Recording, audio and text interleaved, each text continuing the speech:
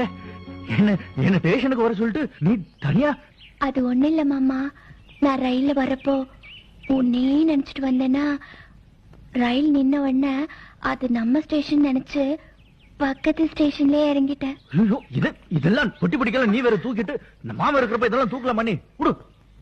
நல்ல பொண்ணுமா நீ.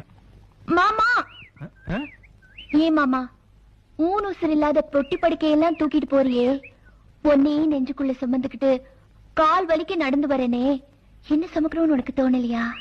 காலமெல்லாம் உன்னை நான் சுமப்பேன்.